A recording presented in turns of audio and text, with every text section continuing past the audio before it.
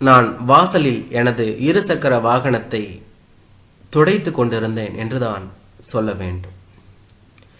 என் மூத்த மகன் விக்னேஷ் பட்டப்படிப்பு 2ஆம் ஆண்டு படிப்பவன் எனக்கு உதவியாக இருந்தான் என்றுதான் சொல்ல வேண்டும்.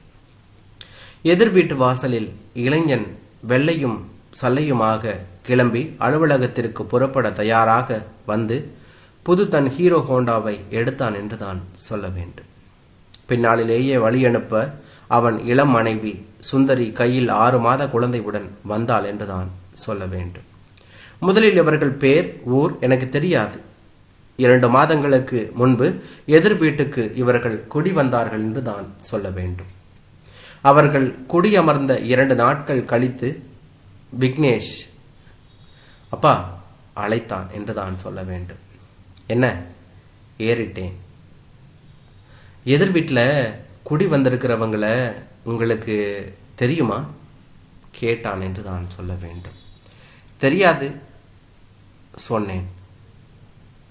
இல்லை, பொண்ணு பேர் சுந்தரிப்பா, 1ஆம் வகுப்புலேருந்து 10ஆம் வகுப்பு முடிக்கிற வரைக்கும் என்னோடு படித்தவள், வகுப்பு தோழி சொன்னான் என்று தான் சொல்ல வேண்டும். உண்மையில் இது எனக்கு வியப்பு திகைப்பாய் இருந்தது. வழிய வந்து இந்த அறிமுகம் எதற்கு என்ற கேள்வியும் உள்ளெழுந்தது என்றுதான் சொல்ல வேண்டும். அவளுடன் விக்னேஷ் பேசிக் கொண்டிருந்தால் தன்னை தவறாக நினைக்க கூடாதென்பதற்காக முன்ஜாக்கிரதை நடவடிக்கையாக இந்த அறிமுகமா குழம்பினேன் என்றுதான் சொல்ல வேண்டும். நல்ல பொன்பா, விக்னேஷ் மறுபடியும் என்னிடம் வழிய சொல்லி சான்றிதழ் கொடுத்தான் என்றுதான் சொல்ல வேண்டும். அத்துடன் அந்த குடும்பத்தை பற்றிய பேச்சு எங்களுக்குள் முடிந்தது என்றுதான் சொல்ல வேண்டும். அடுத்து நானும் அந்த குடும்பத்தை பற்றி அவ்வளவாய் அக்கறை காட்டவில்லை. பழக்கமில்லாததால் எதிர் வீட்டிலும் பேச்சு தொடர்பில்லை என்றுதான் சொல்ல வேண்டும். அவள் அப்படி பழகாததற்கு காரணம் தன் வகுப்பு தோழனுக்கு முன்பு கை குழந்தையுடன் எதிரில் நிற்க வெட்கமாய் இருக்கலாம். இல்லை, விக்னேஷுடன் பேசி பழகினால் குடும்பத்தில் அனாவசிய புகைச்சல் வரும் என்பதை தவிர்ப்பதற்காக இப்படி பாராமுகமாய் இருக்கிறான்.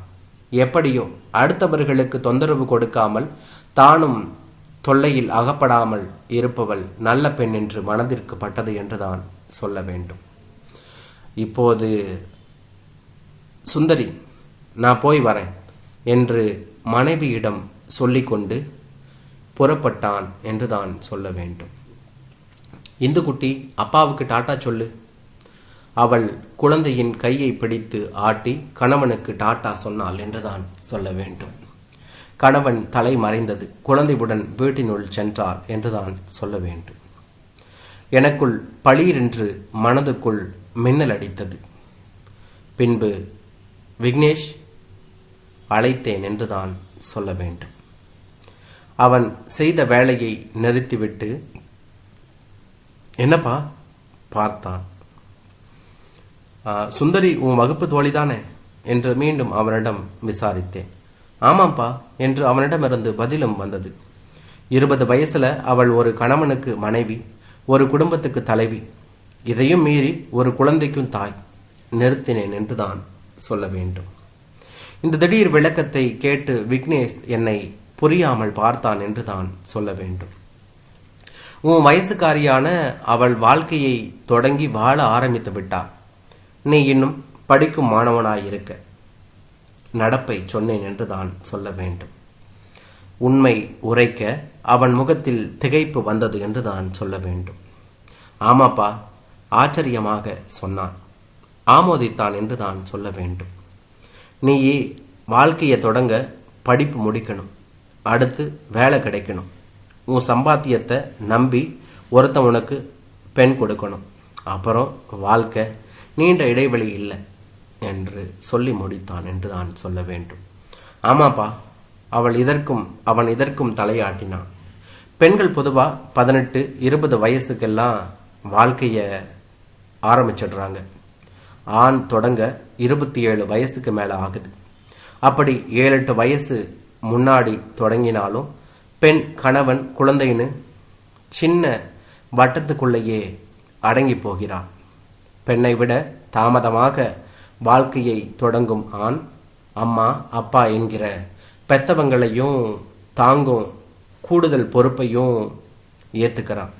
அதோடு மட்டுமல்லாமல் தம்பி தங்கைகளுக்கு செய்ய வேண்டிய கடமைகளை வேற செய்யறான்.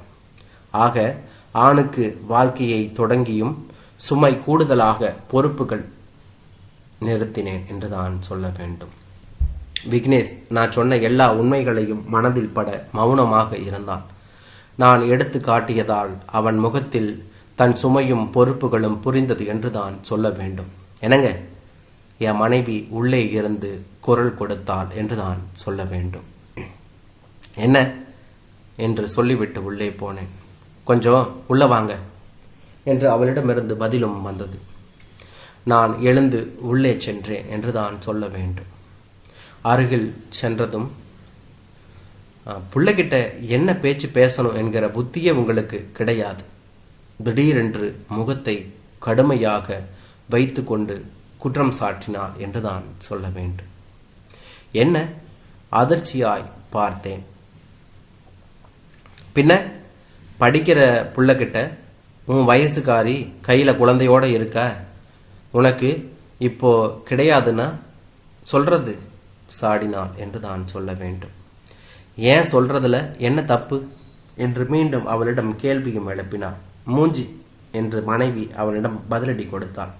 சொன்னா அவனும் வயசுக்கு வந்த புள்ள, அவனுக்கும் வாழ்க்கைனா என்ன, அதன் கஷ்ட நஷ்டமெல்லாம் தெரியும். அதான் சொல்லி கொடுத்தீங்களோ என்று சொன்னாள். ஆமா என்று பேச தொடங்கி, வயசு பையன் காதல் கத்திரிக்கான்னு பொண்ணுங்க பின்னால அலையிறதா கேள்விப்பட்டேன்.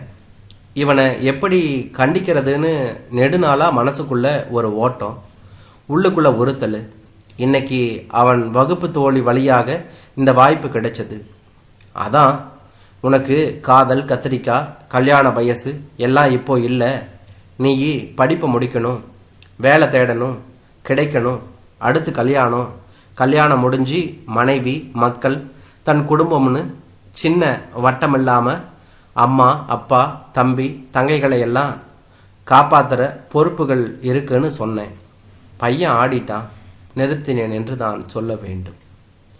மனைவி மௌனமாக நின்றாள் என்று தான் சொல்ல வேண்டும். சொன்னா, வயசு கோளாறுனால பையன்கள் அப்படி இப்படி தவறாதான் செய்வாங்க. பெத்தவங்க பிறந்தவங்க தான் பொறுப்பாக கண்டுபிடிச்சு திருத்தணும். அதை தான் நான் செஞ்சேன், நிறுத்தினேன் என்று தான் சொல்ல வேண்டும். மனைவிக்கு புரிந்தது. வெளியில் விக்னேஷ் மரம் போல் நின்றான். என்றான்.